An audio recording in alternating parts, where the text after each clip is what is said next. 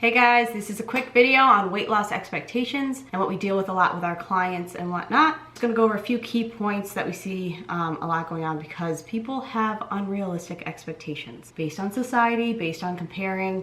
We just wanna get into it. It's sad because everybody's kind of stacked in the wrong way or almost up to failure because of the media's portrayal of what is considered normal. So a lot of the transformations you see are not normal. It's like the bottom 2-3%. Or they're fake. Or they're fake, or not to mention there were unsustainable practices to get there. Because you don't know the end result of those people if they rebounded really hard because it was done in an unhealthy way. It wasn't something they could do long term. So yeah, it looks great as a transformation, but did they really get healthy doing it, and is that something that they're going to be able to maintain? Right, like everybody from Biggest Loser is suing the company because they all gained the weight back. Perfect case in point. But now moving on. So we're going to discuss average rate of loss. Now remember, when you guys are entering a weight loss program, you're looking for sustainability. You don't want us to lose the 30 pounds in X amount of time and then just gain it all back.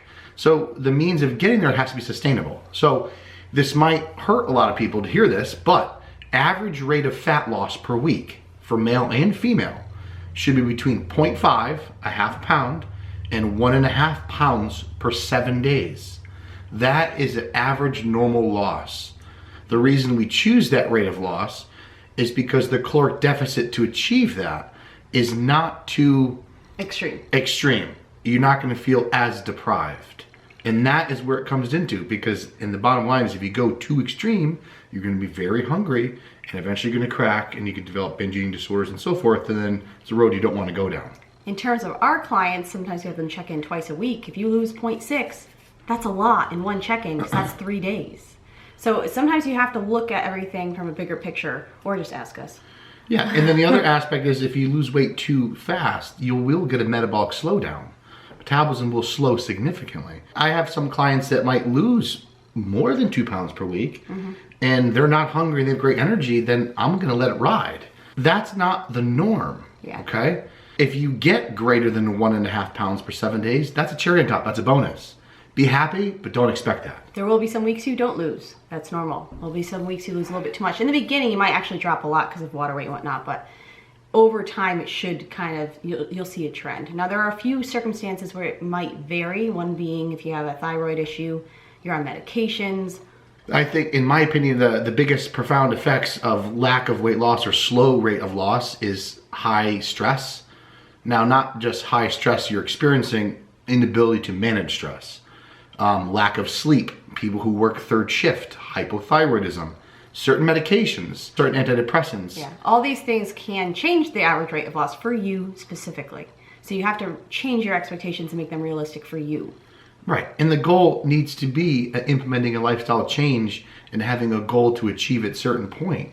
Don't be stuck to it. I'm sure everybody here listening to this video has had a goal in saving a certain amount of money for a period of time, and probably less than 10% actually achieve that because sometimes things happen. Our next one is weight loss is not mathematical. Meaning is you can't take 1,000 calories out of your daily diet and exercise 1,000 calories and expect to lose 4 pounds per week.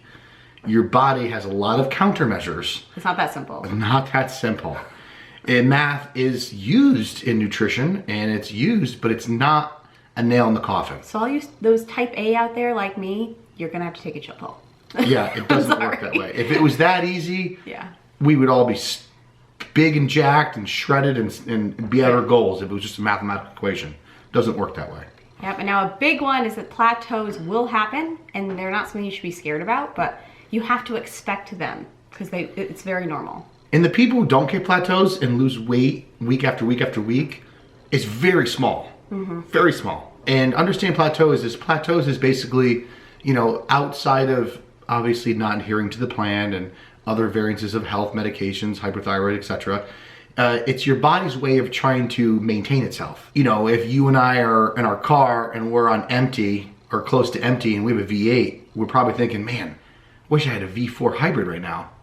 That's what your body does. Your body can basically convert that, its V8 to a V4 pretty quick and become very gas efficient. He loves his car now. So that's why you get a plateau quickly, because when your body sees the amount of calories going in that are not sufficient over a period of time, and that period of time can vary from person to person, your body's metabolism does slow down. Everybody's does while dieting. And that is sometimes the variances of plateaus, and sometimes there's no rhyme or reason. But weight loss is not lost at a linear, consistent rate. It's more or less a trend downward over a period of time.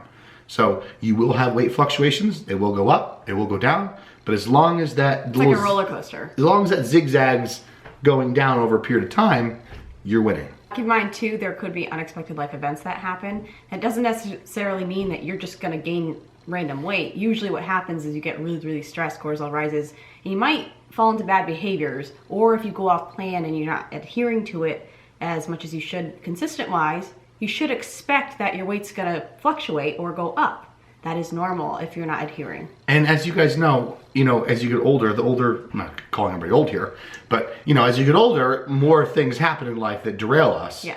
Stress from work or boss, family, sickness, your dog's sick, or whatever have you not. Those are all bumps and obstacles in the road that do slow progress for some. And expect that, because life isn't perfect. And if you're trying to make this a long-term change, you're gonna have to work through those.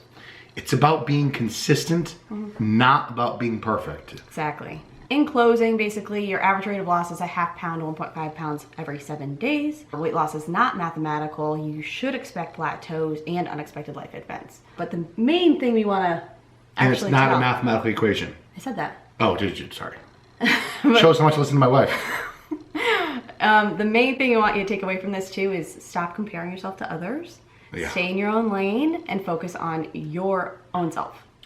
The person who loses and does a crazy transformation, might be completely the genetic superior, as in that's just their genetics. I've had females who are 5'2" eat more than men who are 5'6", who outweigh them by 60 pounds, lose more weight at a faster rate, and not be hungry.